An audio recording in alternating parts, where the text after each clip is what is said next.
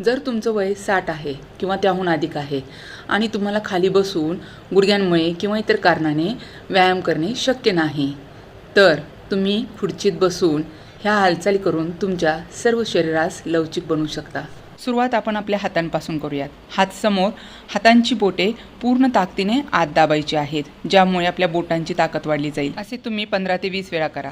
आता आपली मनगटं clock anti clockwise 5-5 ते 10-10 वेळा गोलाकार रेषेत फिरवायची आहेत, ज्यामुळे आपल्या मनगटांची ताकद वाढली जाईल। आता आपले दोन्ही हात खांद्यांवर ठेवून श्वास भरत वरती हात न्या व श्वास सोडत खाली, या पद्धतीने सरळ व उलट दिशेने गोल फिरवा।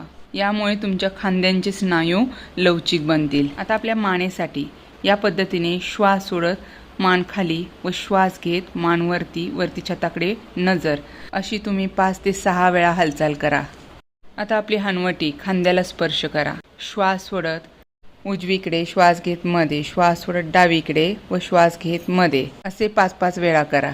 आता आपला कान खांदा वर न उचलता खांद्याला स्पर्श करा। श्वास सोडत डावीकडे श्वास घेत मध्ये, श्वास सोडत उजवीकडे श्वास घेत मध्ये, असे 5-5 वेळा ही क्रिया करा। आता आपला एक हात वरती मागे नेऊन आपली नजर हाताकडे द्या। अशी तुम्हाला दोन्हीकडे 10-10 वेळा ही क्रिया करायची आहे। यामुळे आपल्या पाठीच्या वरच्या भागावर ताण निर्माण होतो व तिथले स्नायू लवचिक बनण्यास मदत होते। आता अशा पद्धतीने कमरेतून बाजूला झुकत आपला हात क्रॉसमध्ये वरती न्या। असे दोन्ही बाजूस 10-10 वेळा करा। त्यामुळे तुमची कंबर लवचिक बनून कमरेच्या साईडचे फॅट्स निघून जाईल। आता तुम्हाला या पद्धतीने पदहस्तासन, श्वास भरत दोन्ही हात वरती मागे न्या, श्वास सोडत पुढे आणायचेत। अशा पद्धतीने 10 वेळा ही क्रिया करा, ज्यामुळे तुमच्या पोटावर ताण निर्माण होऊन पोट कमी होण्यास मदत होईल। या पद्धतीने दोन्ही हात श्वास भरत मागे न्या, श्वास सोडत पुढे आणा।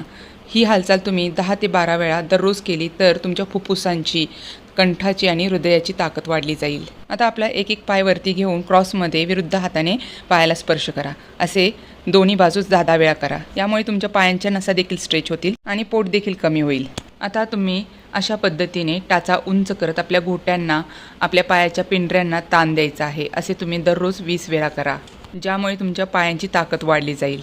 आता आपले हात समोर ठेवून आपला गुडघा हातापर्यंत आणायचा आहे। असे अल्टरनेट करत 20 वेळा दोन्ही बाजूस करायचा आहे। यामुळे देखील पोट कमी होते। आता पाय अशा पद्धतीने टाचा उंच करून चवड्यावर बटरफ्लाय स्थिती निर्माण करून दोन्ही मांड्या बाजूला सरकवणे, असे तुम्ही 20 ते 25 वेळा करा। यामुळे मांड्या लवचिक बनतील। आता अशा पद्धतीने एक पायाची तुम्हाला 10-10 वेळा उलट व सुलट दिशेने सायकलिंग करायची आहे, ज्यामुळे तुमच्या पायांचं ब्लड सर्क्युलेशन सुधारण्यास मदत होईल। माहिती आवडली असेल तर लाईक करा, शेअर करा आणि चॅनलला फॉलो करा। धन्यवाद।